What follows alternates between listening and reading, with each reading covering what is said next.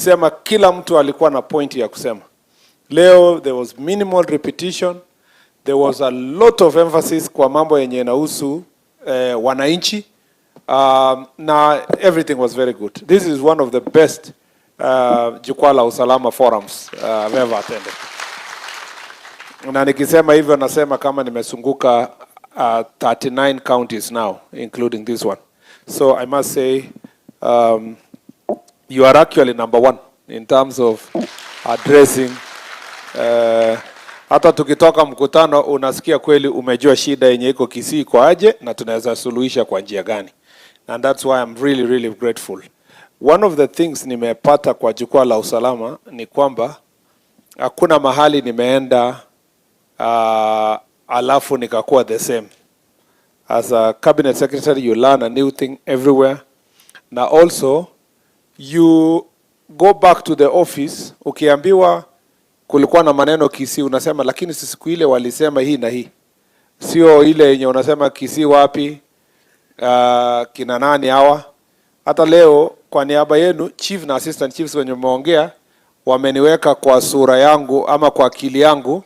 Ndio every time I think about Kisii, I know kulikuwa na ule chief, ule OCS aliongea na mambo kama haya. And this is the kind of interaction we want to have. Kabla sijajibu mambo yote ambayo imesemekana hapa, ningependa pia kusema yangu machache. Number one, ningependa kusema hivi. Kwanza, tuko hapa kama serikali. Sinyi wote mlisema nyinyi ndio serikali.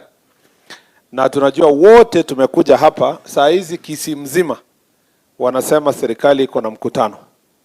Na shida zao zote za pombe, bangi, gangs, mashamba na nini, wanajua leo imesuluhishwa. So hata wakati unaenda home, chief anaenda kuulizwa mmesema nini kuhusu mambo yetu. Kwa hivyo sisi tuko na privilege. Ingawa tunasema tuko na shida mingi, hakuna gari, hakuna nini, hakuna hiyo.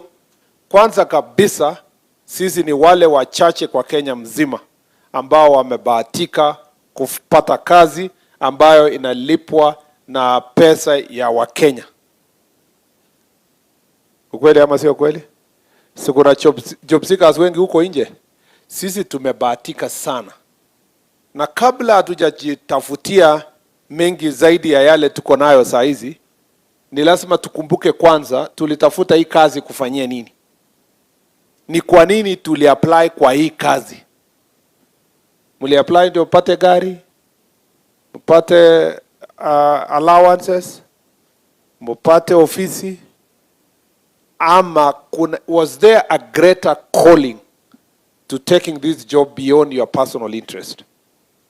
If there was no greater calling, then you are in the wrong place. Because this job yenye tunafanya, hakuna pesa inaweza lipa. Hakuna hiyo pesa kidogo askari analipwa inatoshana na vile ile bunduki anabeba na ile riski anaweka maisha yake. So you are in this job not because of the money. If you are here for the money, then you are in the wrong profession. You should have gone to do business. Yeah? Hii yenu ni public service. And that public service has a big component of sacrifice. Ni kujitolea. Wewe ni kama ule pastor ako hapa. Ni kazi ya umissionary. Ukiona pastor mwenye anahubiri injili vizuri, ni yule hakusema waje niende kanisa kwa sababu sijapata job ingine. Waje niende hapa ndachukua marupurupu kidogo nikiwa kwa kanisa. If the first responsibility of a church leader ni kucollect sadaka, huyo mtu atahubiri kweli? Sasa atakuwa na focus tu penye pesa iko na inajulikana. So the same for us chiefs, police, this is a calling. And when it's a calling, it's a high calling. It's beyond your personal interest. Yes, we will advance your personal interest, but you must understand that you've come here so that you can make a difference. Ukiwa wewe umekuwa chief kwa location fulani, assistant chief kwa location fulani, OCS kwa division fulani, na umetoka hapo na hakuna kitu unakumbukwa nayo, hakuna hata mtu analia kwa sababu umeondoka. Watu wanasherekea. Watu wanaulizana kwa location. Imebaki mwezi ngapi huyu chief aondoke bwana? Watu wakisikia OCS amekuwa transferred, wanafanya party. Na sio wakora, wananchi. If, and I like, sometimes tukitransfer some OCSs, IG make transfers, ametoa OCS. Watu wanachukua matawi, wanapinga, wanasema huyu OCS haendi. Thank you very much. Na ni wananchi. Huyu OCS, that is the real litmus test that that person was the servant of the people. Yeah? Ukweli ama sio kweli? Yeah. Lakini ukipata mtu mwenye akiondoka hivi, the entire village wanapiga makofi. Wanasema thank you. Unajua tunaenda mahali wanasema afadhali kutokuwa na kama hakuna OCS mwingine waje tu huyu aende tukae kivyetu. You know? You must understand that. Chiefs wenye wako hapa, wenye waliandikwa kazi 2 years ago wako wapi? Wenye bado hawajalipwa salary, wengine nini? Yeah. Nani ameandikwa kazi 2 years ago hapa?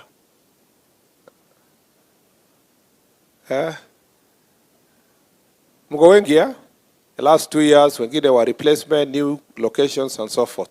And so forth, ketini. Sasa wewe chief. Wewe ni assistant chief? Wewe ni assistant chief? Siku ile ulienda interview, si ulijua hakuna ofisi? Si ni kweli? Si ulikuwa unajua hakuna ofisi? Na hata ulijua hakuna gari? Na hakuna extraneous allowance? Na hakuna bunduki? Please. Lakini siku ule ulienda interview keti tu. Wakati ulienda interview, uliulizwa hata hiyo swali. Kaambiwa sasa, wewe chief, wewe assistant chief, utafanyaje hii kazi na hakuna gari na pia hakuna ofisi? Ukasema mimi I am very creative.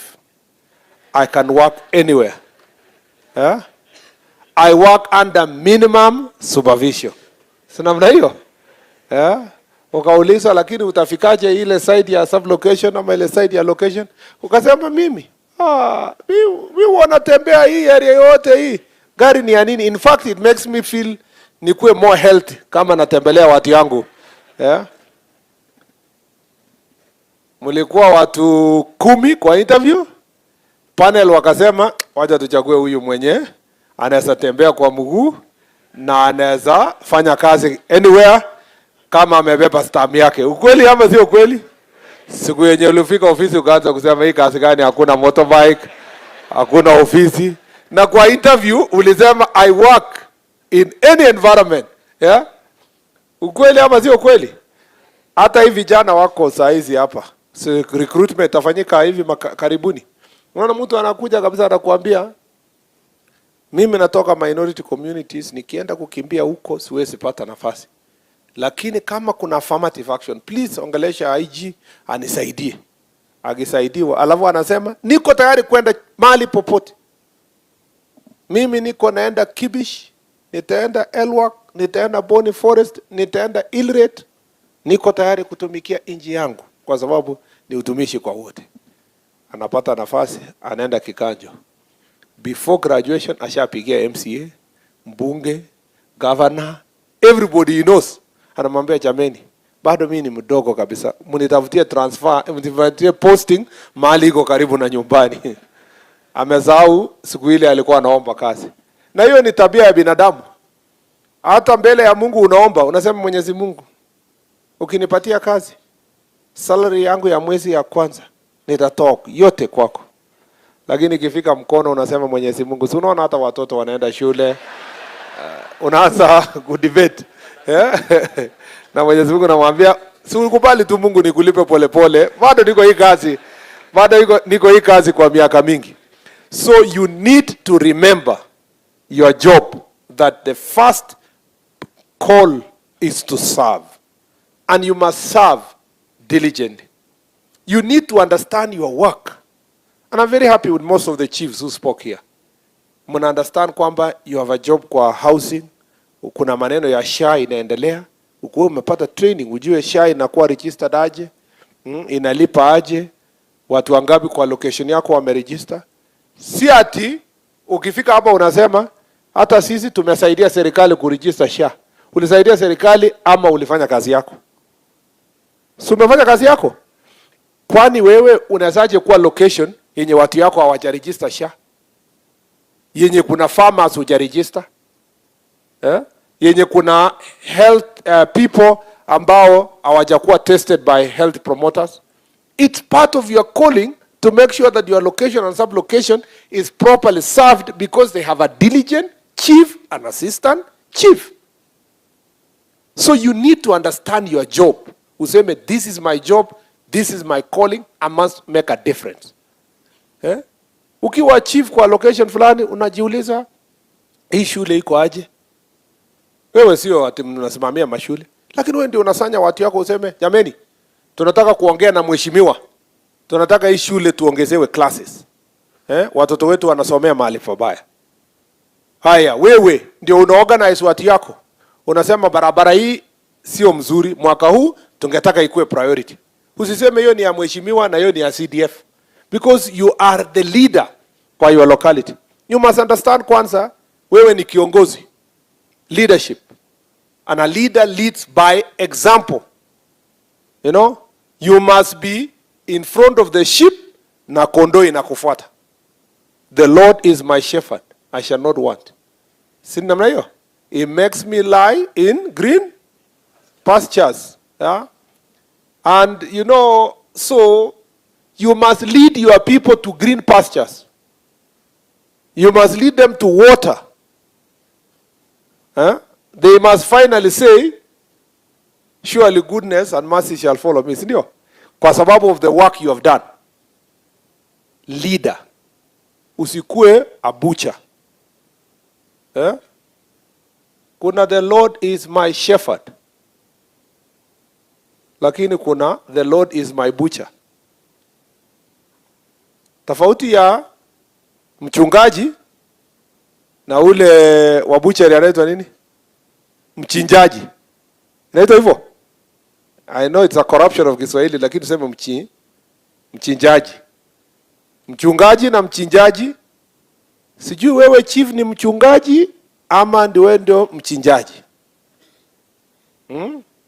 Sasa zingine tunasoma kwa habari kwamba bwana chief, kuna chief alifukuzwa, alitoka kwa nyumba ya jirani, alipatikana akikula kondoo, ameruka dirisha, amebeba longi yake mkononi, amekwenda. Huyo chief ni mchungaji ama ni mchinjaji? Yeah. So you must understand that you are the shepherd. You must lead by example. Example number 1, you must have knowledge. Understand the subject matter. Understand the things you are supposed to do. If you don't understand, na uende baraza, ukiulizwa chochote kwa location, ujui anything, wewe kwanza lose leadership. Ukiona mkutano yenye chief ako, lakini kuna kajamaa mwingine anakaa kona, ndiye anaulizwa maneno kwa community.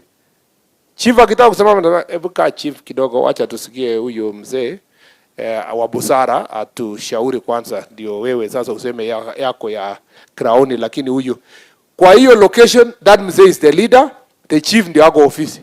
The wrong person is in the office. Actually the right chief ni ule mzee ana consultiwa na kila mtu kwa community. So you must be ahead of your sheep. You must be ahead of your people. You must always seek knowledge. You must seek ways. Don't wait for government to take you for training. There are many ways you can train yourself. Your time unatumia kwa TikTok na whatever, you can go to many open sources kwa YouTube, kwa Google, yenye iko na a lot of material yenye unaweza kujiongezea knowledge kama chief. Hata kama hujasoma, sasa hata hiyo ni rahisi. Unaenda kwa YouTube unasikiliza. You just search. Explain to me about SHA. Kuna ingine hata inaitwa ChatGPT. Siku hizi hata unaweka tu sound hapo, inakuambia SHA is a program started by the government of Kenya, it's being implemented like this. You can always, there is enough places to get knowledge. Sinamna hiyo? Kuna chief ajui nini inaendelea kwa location yake? Kuna chief ajui anything? Si chief anajua kila kitu? Ukweli ama sio kweli? Hebu tuambiane ukweli. Si chief anajua kila kitu? Si ni mtu ya network huko nini? Anajua changai inauzwa wapi? Nani anauza? Nini? Hakuna kitu chief ajui. Chief ndio ule anasign ile karatasi ya watoto kupata ID. Ukweli ama sio kweli? Uliza chief. Nauliza huyu kijana. Huyu kijana ni wa Samuel ama ni nani? Anakuambia hii kijana ni ya Samuel lakini Peter anafikiria ni yake. So tumemwandikia Petero tu kwa sababu yeye ndiye anakaa na yeye, lakini mtoto mwenyewe ni ya Samuel. Kwa sababu chief anajua kila kitu kwa village. Ukweli ama sio kweli? Sasa wewe chief usiende baraza, uulizwe swali na wananchi na useme sijui. Hati unaulizwa na hii SHA. Chief, tueleza sisi hii mambo ya SHA vizuri. Unasema hii SHA mimi sielewangi sana, lakini mimi naomba mjiandikise kwa sababu mimi sitaki kupoteza kazi yangu. Watu wanasema huyu chief ndiye ita mkora wa siasa ama apendi hii mambo ya SHA. Usiwahi kubali ujui kitu. Ukiulizwa kitu unasema hata yenye iko ngumu. What is Pythagoras theorem? Unasema the explanation has changed in the recent past, but science keeps evolving. I will be able, or mathematics formulas keep evolving. I will consult and come back. Si namna hiyo? Ukiulizwa kitu unasema kuna kitu DCC alisema kuhusu hiyo kitu, wacha nitampigia nitawaambia. Na usikubali kuambiwa kwa location. Hebu pigia simu DCC kama tujue kama anachukua. Ukiambiwa pigia DCC, usiwahi kubali una connection. Hata ya mheshimiwa usiseme huyo mheshimiwa aniongeange ni mimi. Naambia tu watu mheshimiwa is busy. Ukiambiwa wewe pigia yeye simu, unapiga na unakata, unasema ni kama is busy. He will call me later. Ama namna gani? Alafu baadaye unaambia mheshimiwa bwana unaniaibisha bwana. Ni mambo tu ya hapa area, hata nataka kukusaidia tu solve hii maneno. Ataelewa kwamba wewe ulikuwa unafanyia kazi. Kama hujui kitu, tembea na kijana mwenye anajua ama mzee kwa village. Kwa baraza, ukijua hiyo ndio maneno tunaenda kuongolelewa. Mambo ya succession. Hujui vizuri succession procedure inaenda aje? Tembea na mtu anajua. Fika pale unamwambia, unaambia baraza, niko na mambo mengi leo. Lakini kabla sijasema, kuna mtu nimetembea na aseme machache. Wakati huyo anaongea wewe unachukua notes. Namna hiyo. Unawacha aongee dakika 30 hivi na watu wamechoka karibu waende. Unasimama unasema niko na maneno mingi kuliko huyu jamaa, lakini kwa sababu masaa imeenda kwa the next baraza. Lakini unajua watu yako wamekuwa empowered. Si namna hiyo? You must be creative. You are ngao. Kuna vile utaenda mahali useme ujui.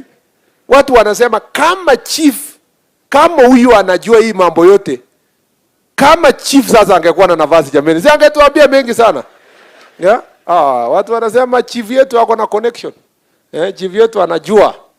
Na chief yetu ni mtu tunapenda chief yetu kwa sababu sio mtu ako na tamaa. Hata anakubalia wengine wa shine. Kumbe huko unajua jojote, lakini tunasonga mbele namna hiyo. You have to be creative. And that's just one example. Always seek knowledge. Seek to understand your subject. Be ahead of the people you lead. Number 2, you have to be a leader of integrity. You have to be a leader of integrity. OCS, kuna vile you will win the people of your division if you are not leading by example. If you are not leading by example. Bora tu watu wanajua umeshikana na mwenye anauza banki, wewe unapata kati yako, heshima yako inaishia hapo. Hata watu kuriport to police station, they will never come. You know? If people know that, now I like the madam who spoke about the traffic challenges. She spoke comprehensively and she was not defensive. Amesema tuko na shida ya mambo ya kitu kidogo. Afande anapewa kakitu.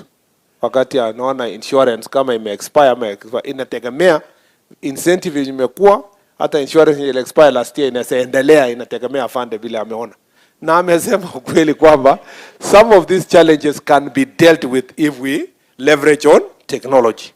So we must face, thank you very much, we must face the reality that you must be a person of integrity. And as I said earlier, the values that you profess. Kama wewe chief, familia iko na bibi mbili, na during succession unaandikia familia ingine because watoto yao wamesoma na wako na pesa, na umeumiza ile ingine, hakuna integrity tutakuwa nayo. Watu wanajua tu ni chief wa mlungula. So we must appreciate the people of integrity and therefore confront corruption, because that is the thing yenye inatuumiza hapa chini.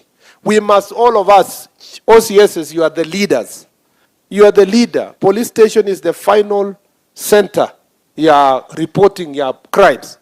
As the leaders who face these challenges every day, you must be also the leaders in fighting corruption and instilling principles of integrity in the National Police Service. Tumeelewana? Tumeelewana? So unaona ya wale chiefs ni wale tu. Saa 9 eh? Saa 9 usisahau. Chiefs tumeelewana? Yes. Nataka wakitoka huko wanaongea tu hivi. Asante sana DIG. Kuna mambo ambayo tumekubaliana hapa na nyinyi mmeleta suggestions.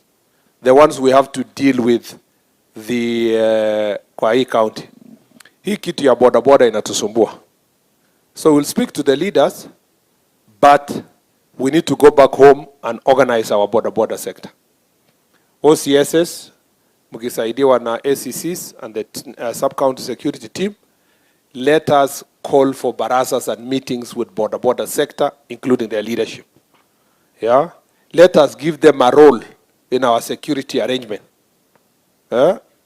Hata tukiwa shule, ule mtoto anaongea mingi na anasumbua na ana lead kwa nyuma huko, anafanywa kuwa prefect.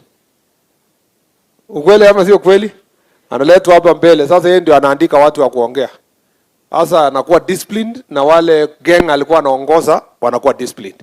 Let us find a way of reorganizing the border. I will also speak to NTSA so that they work with us to organize this border sector. Are we together? We need to make sure that the border sector is properly organized. Kwanza, we work together with the Transport Ministry and NTSA to make sure that border sector in Kisii, as a matter of urgency, is put in certain level of leadership. In other counties, border people speak. Nilikuwa Kirinyaga the other day. The chair akiongea kwa hapo, ACC ana confirm, DCC ana confirm vile they work together. It must be the case also here. We must arrange here. Mpaka tuibaki watu wachache ambao tunasema ni huyu na tukiwastaki wanaingia kwa laini. Wale pia wakora, watu wa sungusungu, chingororo, amachuma, wenye wanajificha kwa border, we must get them out. Those who want to do criminal activities. If the border sector is organized, they will even have better working relationship with the universities. He is snatching your phones from students. Students are being overcharged. They will understand these are our customers, and they will treat them in the manner in which that they are supposed to be treated. So there is a bit of leadership organization on the border sector. We want to have official reflectors in the borders wanatumia. We want to ensure that they have helmets. So this leadership in the border sector, I was trying to do it when I was in transport. But now we need to support the Transport Ministry and work with them together with NTSA to see how best we can organize and give them responsibility here, including making sure that everybody who is operating must be in a SACCO. And that SACCO must present their uniform as a SACCO. Tumeelewana? Tuwachane na ni kama amjaelewa hii maneno. Yeah? Is that not the direction we need to go? We want to hold the borders. Uniform yao ikuwe ni uniform ya SACCO. Isikuwe uniform ya siasa. Ati mtu anataka kupatia goons a particular group. That sasa wanavive, wanapiga watu, wanapeleka watu nyuma ya town, wanatorture people. No. And we cannot surrender any part of Kenya to gangs. We cannot. It doesn't matter who is doing it. It doesn't matter who is doing it. We must make sure that we get rid of this madness. Wacha niwaambie wewe chief na assistant chief. Sikia, nyinyi ni watoto wa hii county. Huh? When all is said and done, OCS will be transferred, minister will be changed, sijui nani, OCBD atatoka, ACC atatolewa. There are only people who are probably going to retire here and be buried here. Ni chief na assistant chief. We must take the proper initiative out of love to our own people hapa nyumbani.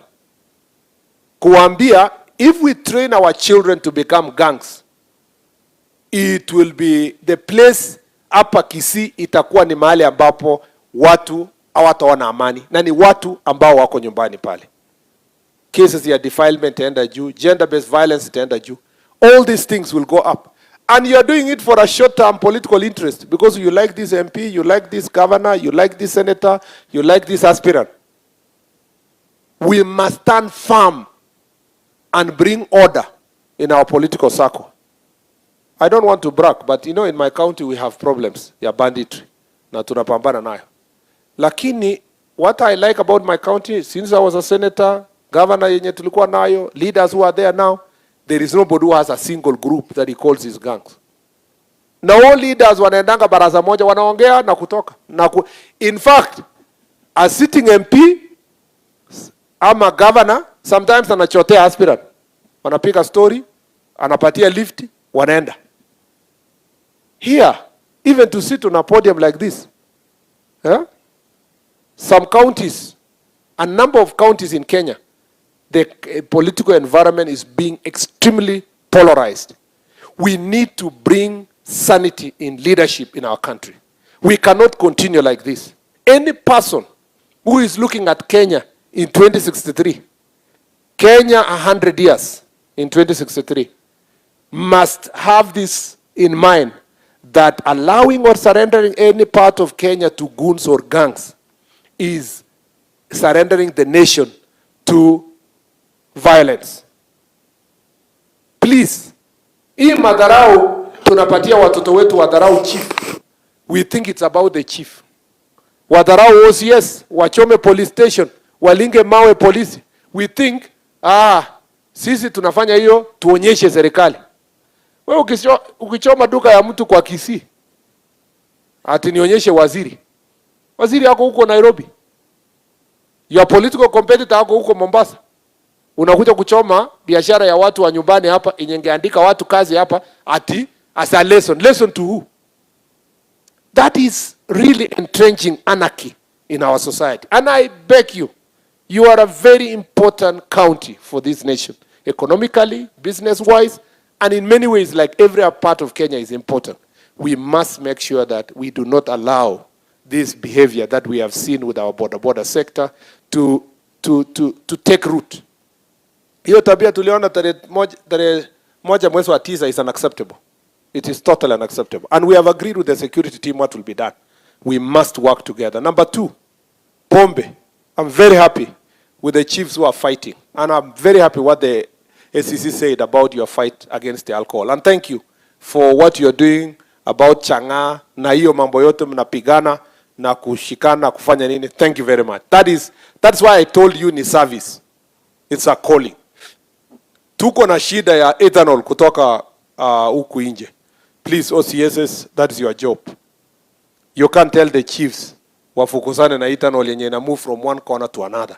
It is your job also to make sure that these characters who have been selling this adulterated alcohol are apprehended. Tuko na jamaa moja hapa sijui anaitwa nani. Ana yeye ndio gwiji ya mambo ya sijui anaitwa chief ama chef. Ama ni Jeff. Sijui ni chef, ni chief ama Jeff. Ata kwa hii town. Ata amesema he is untouchable. Because askari wakikuja anawalipa. Sijui ati nini anane. Sasa mwambieni yeye hiyo masiku zimekwisha. Atafute biashara nyingine. Mmesikia what we have said? Atafute biashara nyingine. Na huyo mama anafanya kazi na yeye, amwambie huyo mama pia atafute biashara nini ingine. Auze mtumba badala ya kuuza banki. Today declaration ya Kisii leo, that business has come to an end. It doesn't matter kama amelipa magistrate, amelipa judge, anasema ako na OCS kwa mfuko yake, ako na kwa mfuko, ako sijui na mwanasiasa kwa mfuko. Today is the last day and it's the day of the Lord. He should look for another business. Na DIG will confirm that later when he speaks. Hiyo tumesema kwa heri, bye bye. Yeah, aimbe ile wimbo ya sitarudi Misri, atafute biashara nyingine. Tumesikizana? Alafu ya tatu, mambo ya defilement. Hakuna vile tutamaliza defilement msipotusaidia kama chiefs na assistant chiefs. We must sensitize the community about the danger of hiding cases of defilement. Na hakuna kumaliza cases za defilement kinyumbani. Yeah? Ati kienyeji hapa nyumbani, ati ni baraza, ati walikubaliana. OCS, please. Don't come to a meeting like this na usema, unajua wale walikubaliana wakasema tumalizie nyumbani. Au unawezaje kubaliana defilement of a mtoto ya 9 years, 11 years, 12 years? Walikubaliana aje? Watu wenye wanakubaliana peke yake ni above 18. If a lady comes to police station, report na she's 25. Amekuja kureport police station akasema I was raped. Yeah? And then arudi aseme nilidanganya. At least you can say she's using a mind. Yeye mwenyewe ni above. Lakini hakuna mtoto below 18 years who has a right kukubaliana on anything. Because they don't have the mind. They don't have the capacity to have sex. Any kind of sex she has with anybody is known as defilement. Tumeelewana? Of course, there is some complication where they are all young, they are 16, 17, boy and girl are both 16, 17. That's a different complication, and the courts have been struggling to deal with that issue. Because the question is who defiled the other. But, no, that's as a matter of fact. But where one of them is above 18 years and another is below, the one below 18 years can never have given any consent. So the one who is above 18 years is automatically supposed to be charged for defilement. Naende jela for them many years. It is not an excuse. Nasikia watu wengine wanakuja kusema, huyo msichana anakaa na baba yake peke yake kwa nyumba. Sasa mzee angefanyaje? Alikuwa amelewa na hakuwa kabisa he was not sure. Na huyu ni stepdaughter sasa. Alikuwa amevaa skirt ile kafupi. Sijui alikuwa sijui nini. Please, tusitafute excuses. As they said, we were speaking with Masengeli here. As they say, if a hyena wants to eat its own children, what does it say? It says it smells like goat. To give, yani ile ndio kutoa ile ndio atoe ile inaitwa conscience. Atasema huyu ananuka kama mbuzi. Those excuses you are giving cannot be accepted. Ati ni culture ya sehemu hiyo, ni kwa sababu bangi sana iko sehemu hii. We police officer umekuja sehemu fulani unaambiwa defilement mingi, unasema hiyo ni shida ya upande ule. I think there is a place we went. Then somebody said, cases ya defilement mingi sana hapa mkubwa, ni kwa sababu chakula iko sawa hapa na watu wamekula. Ati watu wamekula vizuri, choto iko juu. Is that an excuse for defiling a child? Please, those itikadis and those arguments, we must never entertain them in the society. Let's deal with case of defilement for what it is. Wale wa mama wanapigwa na bwana zao, usiseme, unajua Mkisii ni mtu wako na hasira, ni hasira tu ya Mkisii ndio ilifanya. Ati alikuwa na discipline bibi yake. That is not an excuse, chief. Na OCS na this team. Anybody who beats another adult, there is no license anywhere for a man to discipline his wife using violence. And because of this, kuongea maneno ndio tunafika penye tumefika. Ati ilikuwa ni uchawi walikuwa wanaondoa. Please, those excuses should not be there. The last thing I like to highlight ni mambo ya land issues.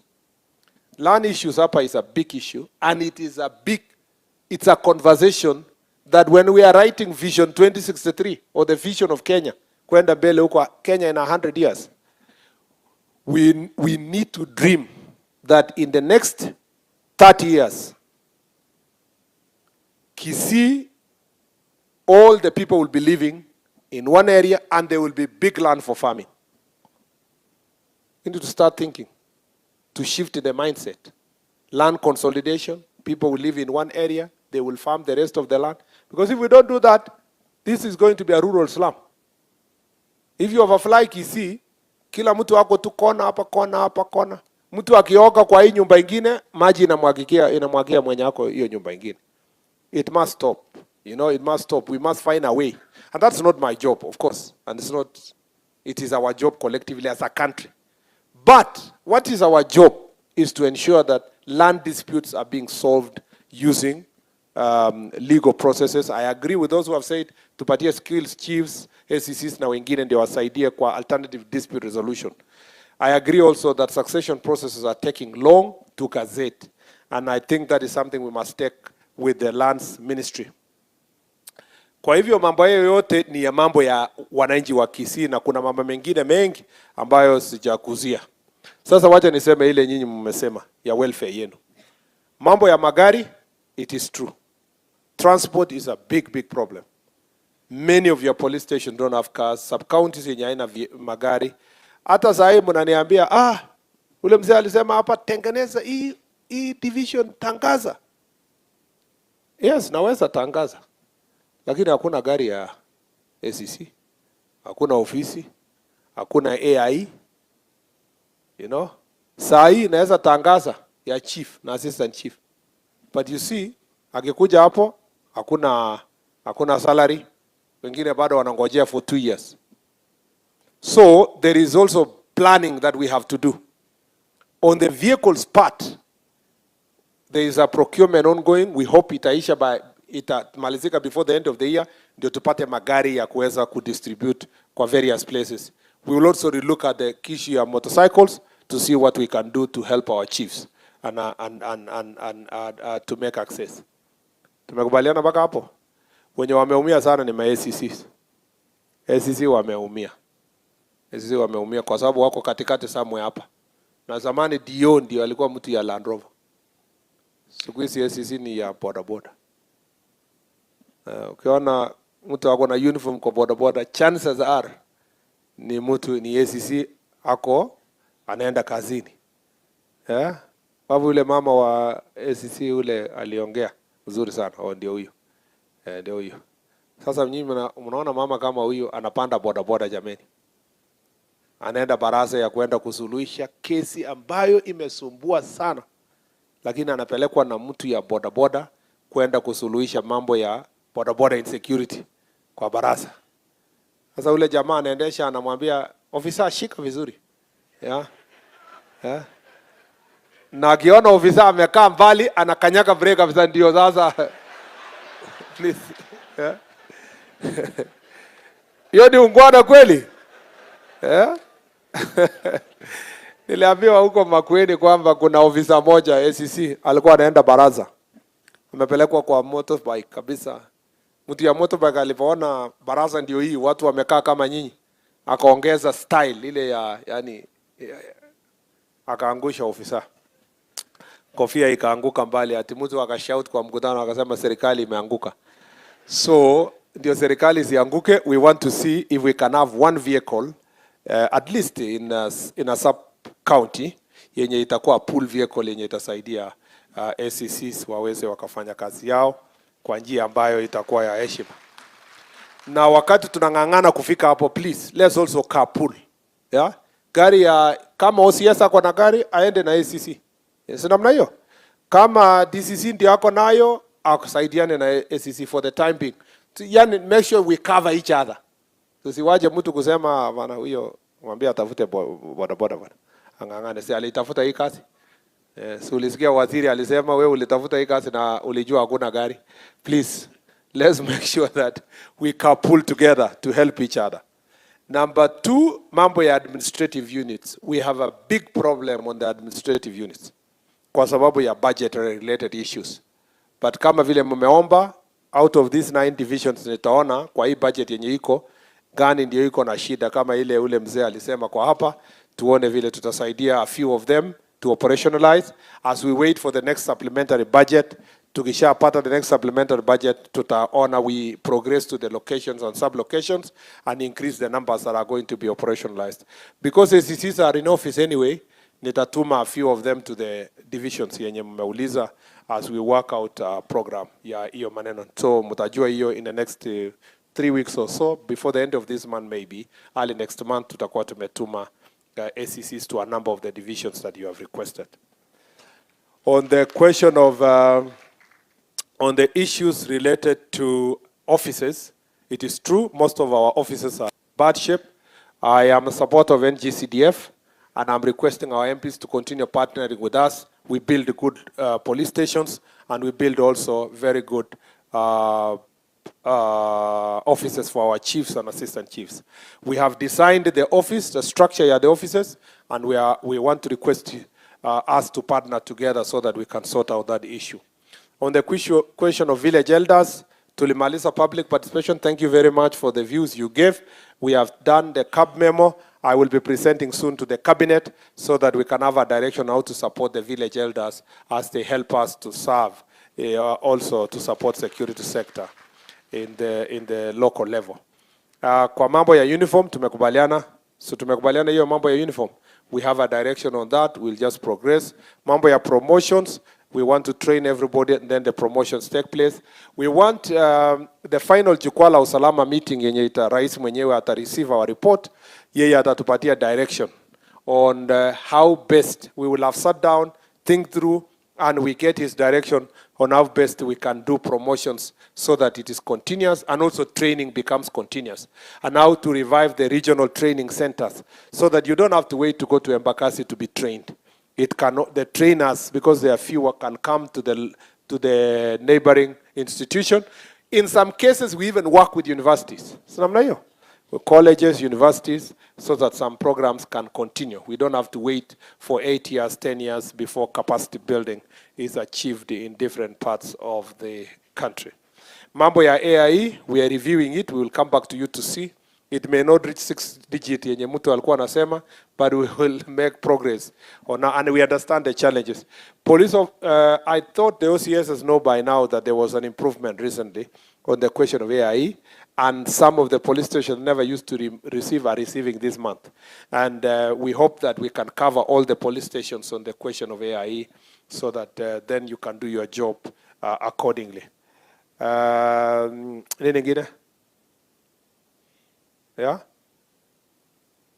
Medical cover has been said. We are also reviewing it. We review and we see also if we can have a better scheme under SHA that is better than the scheme that we have at the moment that can serve everybody. So the review is ongoing on the question of medical. Bas kuna mambo mengi. Mambo ya lights. Deputy Governor atakuja kujicommit hapa. We want street lights around some areas, and unmotorized transport DG. It's good we work together to make sure that between Kura and the county government, we have walk paths for the people. You know, I was a minister of transport. Most of the people who die are knocked, are pedestrians that have been knocked by motorcycles or magari. Yeah? And they die needlessly. Either they were in motorcycle or they were walking. We need to make sure that non-motorized transport is an area of utmost priority in these issues. I agree, kabisa. We need to also work with the DPP, and this conversation, we must have this conversation. There is no need Chief Akue anaenda kutoa testimony in every case. He was just assisting to arrest. But for the chief now to be witness in every case, I think that is overstretching. It is going to affect the works of the chief. Mambo ya handcuff, nimesikia. AIE, salary review, I have heard you, personally made by the chief. And then WIBA, work uh, uh, the compensation for injuries that occur in work,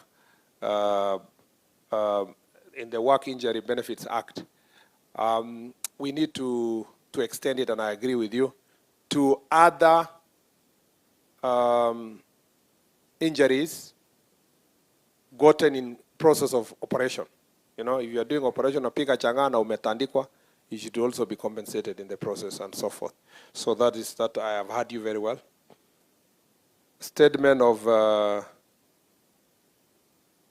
recording statement also where a chief is a suspect should be dignified. He's still a government officer. Yeah, hakuna penye atatoroka ni chief.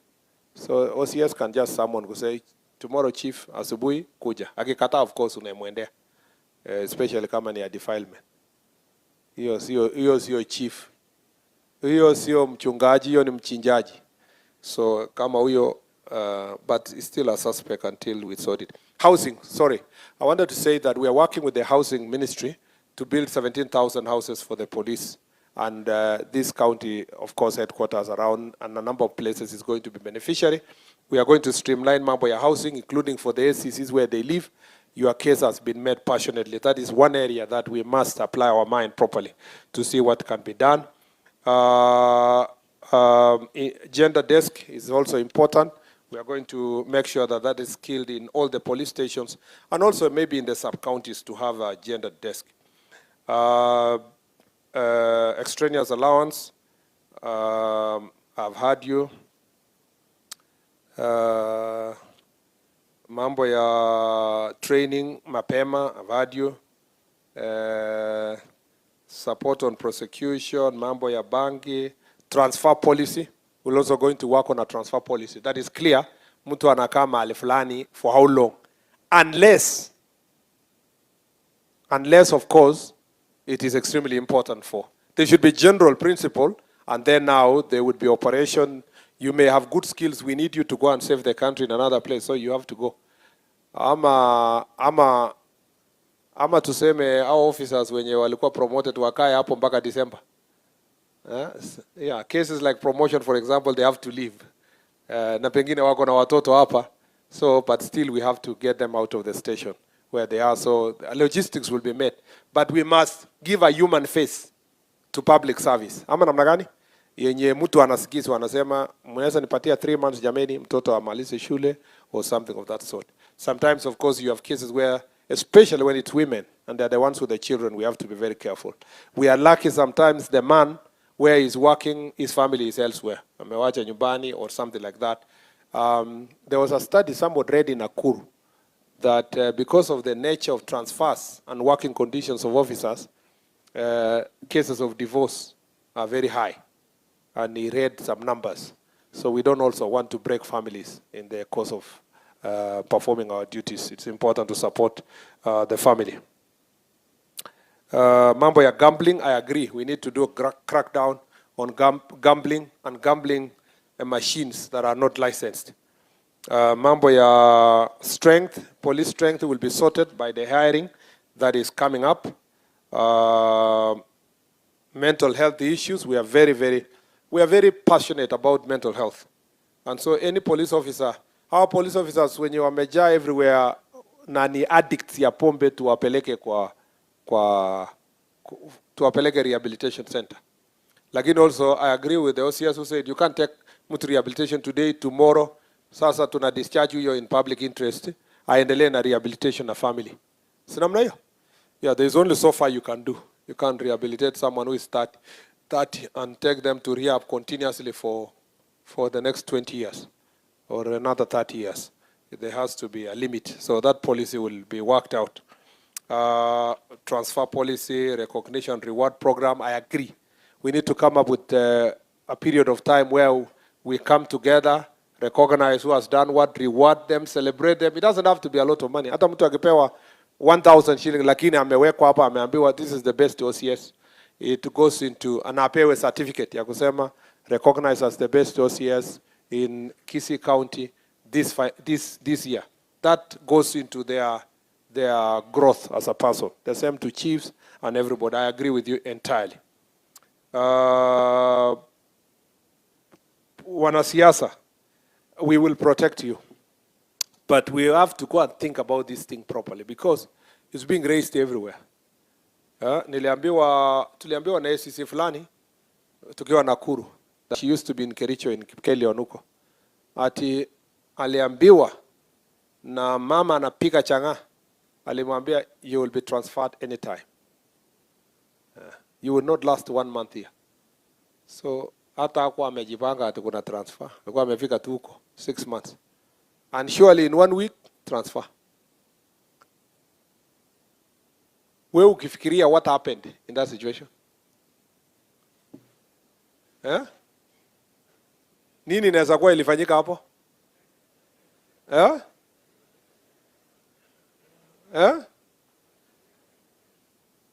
There are many scenarios, ndio? Inawezekana huyu mama anajuana na mbunge ama governor ama senator, si ndio? Na senator ako na network kwa ofisi ya waziri, si ndio? Ama PS ama Madam Beverly Opora hapa pass. Sasa alafu akashachora please ashachora na mama pombe huko, na huyo mama ni mobilizer ya mwanasiasa, so akamwambia nitakusort. Alafu alipotoka tu ofisi ya waziri, waziri akasema huyo anatoka kesho. Huyo jamaa amempigia simu nani? Pigia simu mama wa pombe. Mama wa pombe kaenda kumwonyesha ACC mbele ya OCS kwamba utafukuzwa, ndio ikuwe funzo kwa OCS asijaribu kushika pombe tena. Si ukweli? I'm just giving that example that touches on my office so that, and I'm not saying it is me, but you can see people, maybe in the regional commissioner, county commissioner, nani. So people are throwing influence all over politically, and we are agreeing for political expediency. This is something we are going to put in the report ya Jukwaa la Usalama, that so that even the next minister who comes and people who hold office may understand that morale of officers is completely affected when their transfer is being engineered by drug lords and people who are dealing with illicit brews and criminals. Ama mnasemaje? That must be in the report, and it must be something that sensitization must happen at the office of a senior sisi huku. Shida ni huku. So namna hiyo, shida iko upande huku kwetu, and we must be able to sort that issue, and I agree entirely.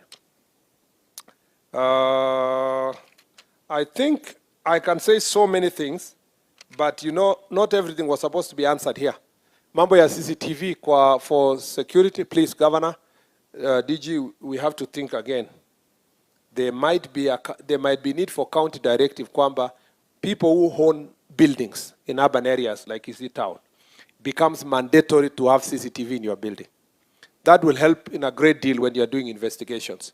So that even as we ask the government to put CCTV cameras around the city and so forth, maybe we can start with what is very easy. Because if everybody wires their buildings, it takes about maybe 200,000 wameweka CCTV mzuri, na ni mtu mwanabiashara kubwa, ako na supermarket, ako na building, ako na rentals, ako na nini, they can be able to help now the DCI when they are doing investigations, as we've seen in the past. That has helped a great deal. I have so many things to talk about. Thank you, students. They have spoken very well, and everybody else in this sector. Na kwa sababu hatuwezi kumaliza maneno yote, ningependa tufungie hapa. Si namna hiyo? Kwa sababu you have been a very patient people. Now it is my humble duty to invite Mheshimiwa Zair akuje aseme machache na onyeshane viongozi wenye wako hapa, alafu aite DG bas, alafu tufungie hapo. Asante sana. Thank you very much, Mheshimiwa.